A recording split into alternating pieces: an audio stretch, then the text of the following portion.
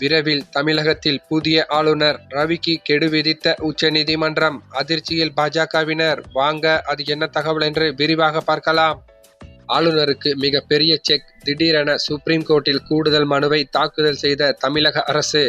சட்டப்பேரவையில் மீண்டும் நிறைவேற்றி தமிழக அரசு அனுப்பிய மசோதாக்களை குடியரசுத் தலைவருக்கு ஆளுநர் அனுப்பியது சட்டவிரோதம் என அறிவிக்கப்பட வேண்டும் என உச்சநீதிமன்றத்தில் தமிழ்நாடு அரசு கூடுதல் மனு தாக்குதல் செய்துள்ளது.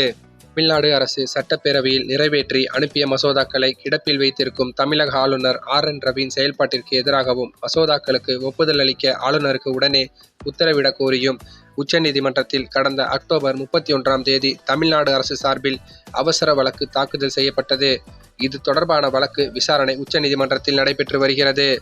இடையே தமிழ்நாடு சட்டப்பேரவையில் நிறைவேற்றி ஒப்புதலாக அனுப்பப்பட்ட 10க்கும் மேற்பட்ட மசோதாக்களை ஆளுநர் RN ரவி ஒப்புதல் அளிக்காமல் திருப்பி அனுப்பினார். இதனைத் தொடர்ந்து சிறப்பு சட்டப்பேரவை கூட்டத்தொடர் நடத்தப்பட்டு ஆளுநர் திருப்பி அனுப்பிய மசோதாக்கள் மீண்டும் நிறைவேற்றப்பட்டது. மேலும் அந்த மசோதாக்கள் மீண்டும் ஒப்புதலுக்காக ஆளுநருக்கு கடந்த நவம்பர் 18 அனுப்பி வைக்கப்பட்டது.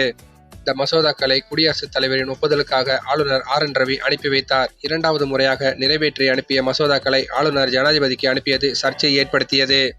ஆளுநர் காலத்தை வீணடிப்பதற்காகவே இவ்வாறான காரியங்களில் ஈடுபடுகிறார் என திமுகவினர் கருத்து தெரிவித்தனர். இந்நிலையில் நாளை ஆளுநருக்கு எதிரான வழக்கு மீண்டும் விசாரணைக்கு வரும் நிலையில் தமிழ்நாடு அரசு சார்பில் கூடுதல் மனு ஒன்று தாக்கல் செய்யப்பட்டுள்ளது.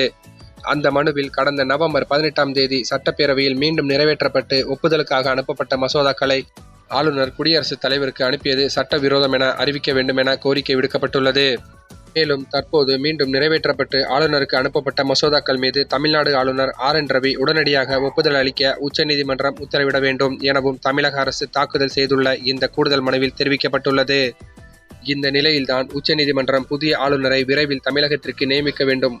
ஆளுநர் ரவிக்கு ஒரு சில மாதங்களே நேரம் ஒதுக்கப்பட்டு இருப்பதாகவும் விரைவில் அவர் ராஜினாமா செய்ய வேண்டும் என்ற கொடூர உத்தரவையும் உச்சநீதிமன்றம் தீர்ப்பாக கொடுக்க உள்ளதால் விரைவில் ஆளுநர் ரவி ராஜினாமா செய்யப்படுவார் என்று எதிர்பார்க்கப்பட்டு வருகிறது. சரி, இந்த செய்தி பற்றிய உங்கள் கருத்துக்களை மறக்காமல் கமெண்ட்ல சொல்லுங்க. மேலும் இந்த வீடியோ உங்களுக்கு பிடிச்சிருந்தா லைக் பண்ணுங்க, ஷேர் பண்ணுங்க, மறக்காம நம்ம சேனலை சப்ஸ்கிரைப் பண்ணிக்கோங்க. தேங்க்ஸ் ஃபார் வாட்சிங்.